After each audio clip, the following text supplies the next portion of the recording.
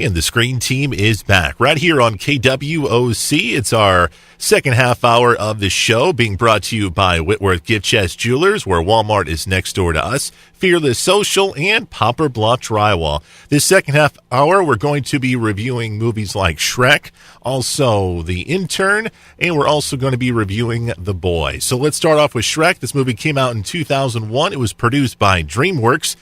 The film features the voice talents of Mike Meyers, also Eddie Murphy, Cameron Diaz, and John Lithgow. Sabrina, do you remember seeing this movie in theaters, or was this a film that kind of caught your attention when it got to home video? There was a period of time when I didn't go to the theater for pretty much anything, and that was at a time when this movie first came out.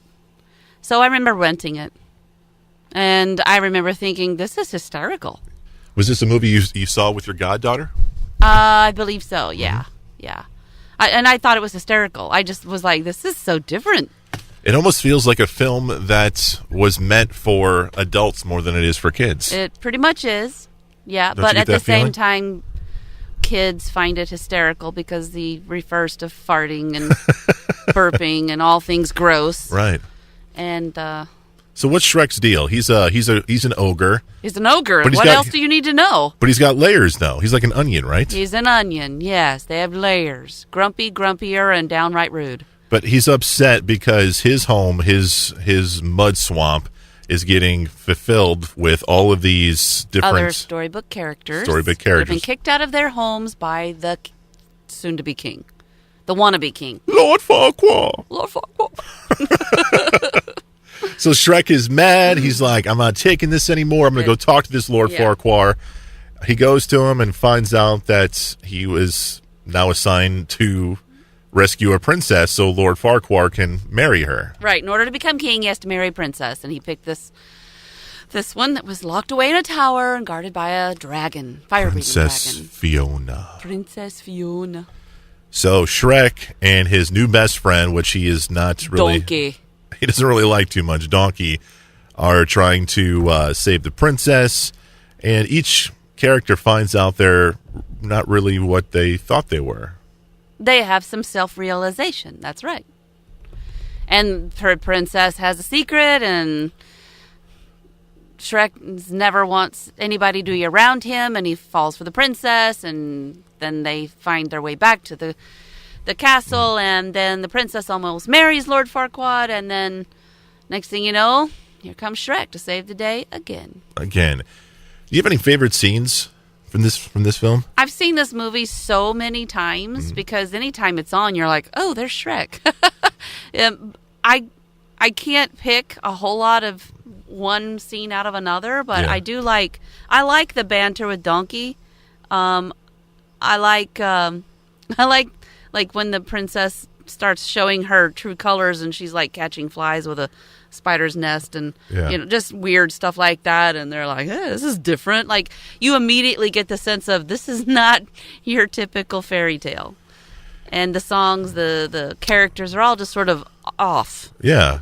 And so I like each one of them as they're introduced, and it's a nice steady pace. My favorite scene and my favorite character is Gingy. Not my gumdrop buttons. Not my gumdrop buttons. I love when Farquaad is like teasing him with, he'd take out his legs and he's like, can't catch me, I'm the gingerbread man. And he's like, tell me where he is. Never.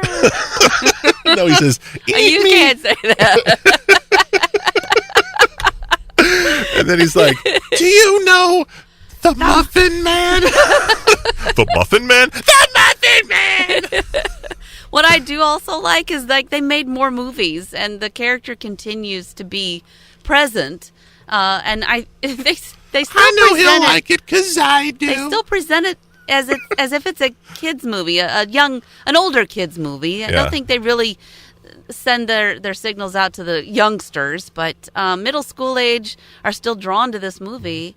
And it's sort of like if I'm going to lend myself to a gender-specific advertising or marketing, then I'm going to say that it's more for boys. Uh-huh. And I think that each one of the movies that comes along has remained so.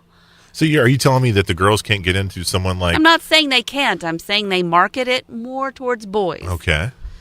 because it's so rude and crude. And then in the day and age that we live in, it's still considered boyish to be crude and girlish to be prissy. Mm-hmm. And this movie addresses that as if it doesn't matter, and I respect that. Better out than in, I always say, Fiona.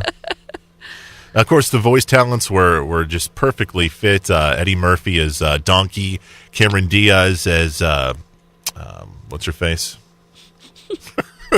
What's her name again? Princess Fiona. Princess Fiona.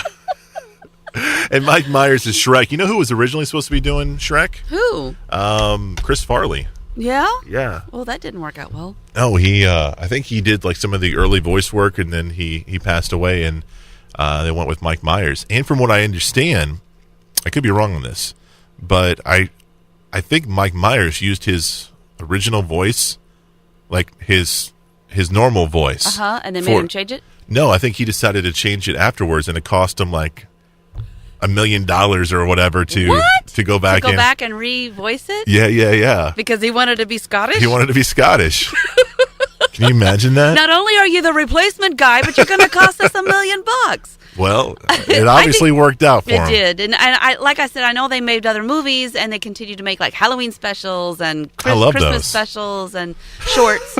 I love the Halloween special where Gingy. They're telling ghost stories. And he gets scared. And he poops out a Hershey Kiss. Oh, I love Gingy, man. Have mercy.